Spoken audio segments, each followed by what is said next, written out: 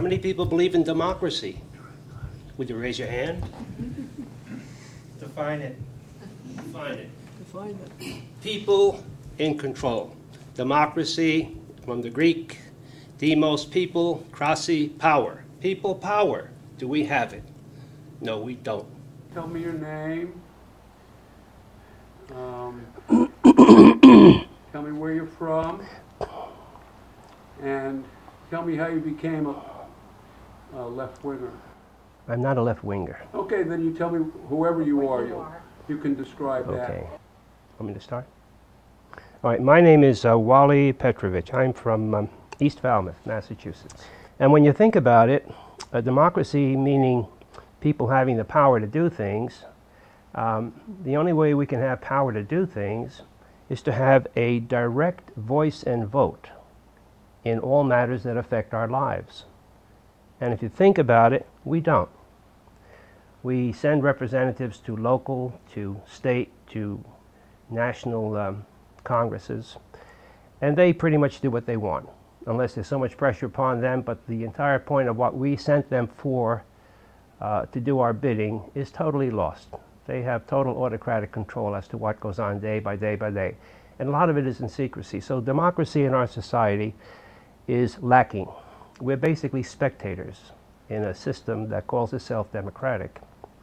And I have my particular views, and from my research have discovered that we're basically controlled by the corporate structure in our society.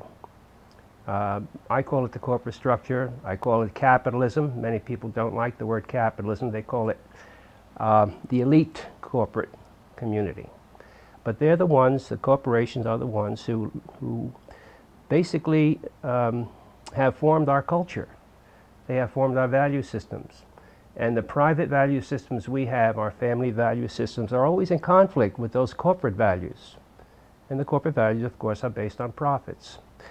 I'm all for a society in which we have a complete democracy, where people in all places that are institutionally important to them can have a voice, direct voice and a vote, make real decision-making power, have real decision-making powers, have the empowerment in the industries as well as in their civic governments.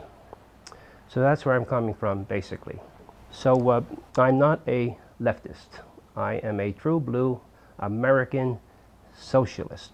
Transform private ownership to social ownership, just as they have many industrial operations that are needed by society.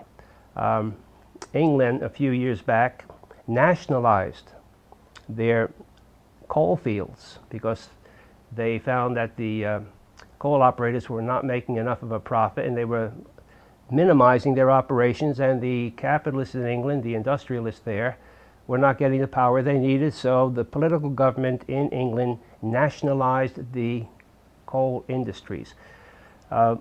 We can nationalize the industries we have today in our society. Not through the same kind of well, through the government we have today, but there would have to be a totally different kind of a government, not a political government as we have, but one that it confines itself to the industrial operations of our society, without in any way limiting our freedoms that we have inherent in our Constitution and in our Bill of Rights. And why isn't that happening, Walter? What's happened to the concept of socialism, social justice in this country? Well, it seems to have evaporated. Why is it spread so thin now? Well, in the early 20s, it wasn't spread so thin. The labor unions were talking socialism back in those days. With the advent of the Soviet Union and the Soviet dictatorship that overwhelmed that part of Europe, the Soviets provided a great example for not having any kind of society in which government could in some way be controlled by the people. The Soviets were, in their manifest ways of controlling their people, did a lot of things that were totally oppressive to our way of thinking. And the media here, the government here, capital, and the corporate structure here, the corporate media, capitalized on the negative things that were happening in the Soviet Union. And they compared that to what socialism is, because the Union of Soviet Socialist Republic, as named by the communists, because socialism has a nice sound in Europe, even though it's been so traduced in our country. They call themselves the Union of Soviet Socialist Republics. And therefore, the alignment of that name with the idea of socialism had been so confusing for people that the government and the media were easily disposed to say, hey, that's what you're going to get if you have socialism here. But the socialism that they had in the Soviet Union was really a capitalist system, same as we have here. They had wage workers there, we have wage workers here.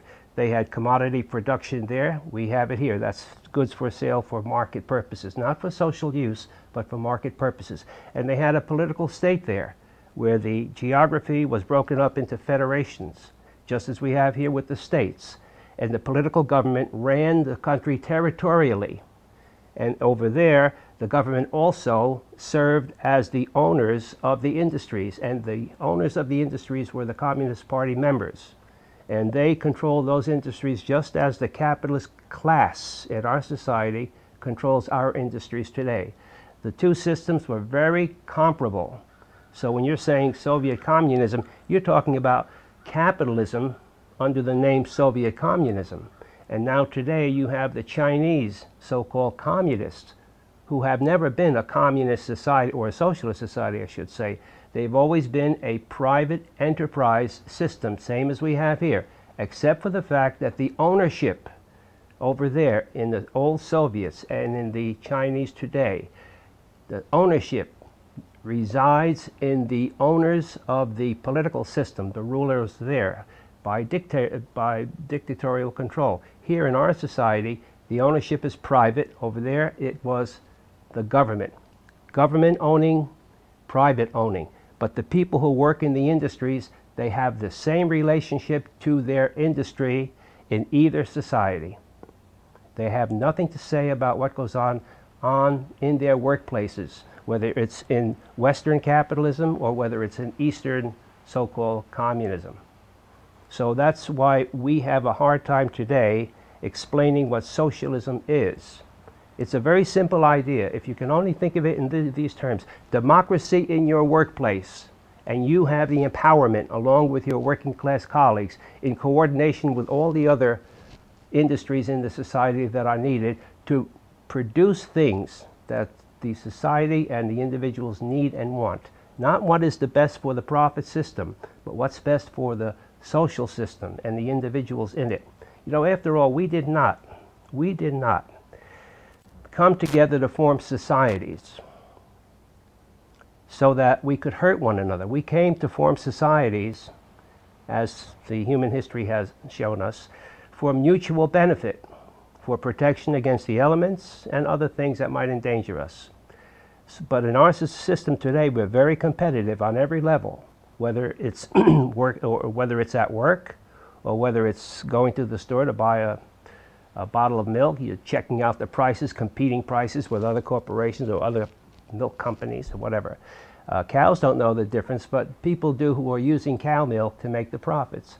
So we have a hard time with the idea of socialism. It's easy once you understand that it's democracy and all the other stuff you can wade through, and then the questions, the sensible questions can begin. Well, just how would a democracy work in a corporation? How would a democracy work in a government that's not broken up into territories, but is broken up into, say, industrial units, where industries cooperate to produce for the common good, operated democratically by the people in the industries themselves? Walter, how can we move from this society which you described being controlled by a major corporate structure? Right. How do we change from that to a society of